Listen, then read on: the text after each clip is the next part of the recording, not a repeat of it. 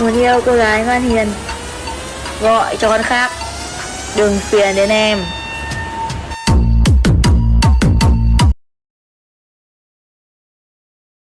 Tình sao thiên thu muôn lối, nỗi nhớ mang theo một đời, để lại bao nhiêu ký ức cùng ngàn nỗi đau ở đây em ơi.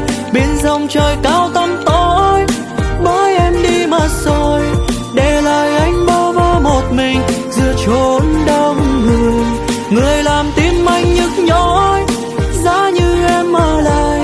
Kể từ khi em ra đi, lòng này nát tan chẳng yêu một ai, để lòng tương tư em mãi những cơn mê u hoài.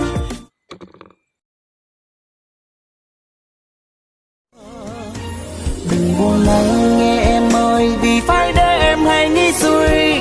Đôi khi em buồn mà sao anh thấy thương em làm sao. Anh chưa lo được em trong lúc anh cơ hàn, là một người đàn ông sao anh có thể để cho em buồn thà ngày xưa.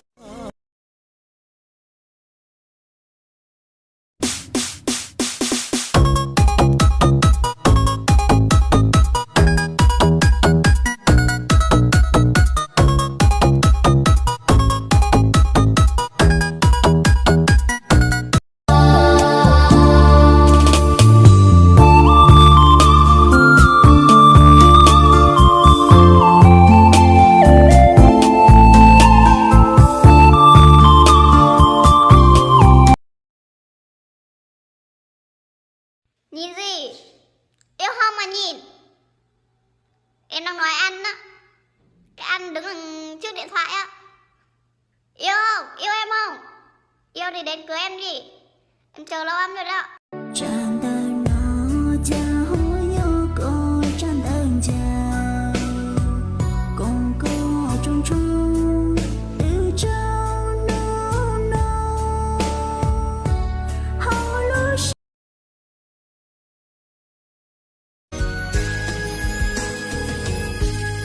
Tình cờ một ngày anh lạc vào tim em, ánh mắt của anh khiến tim em nghĩ dài.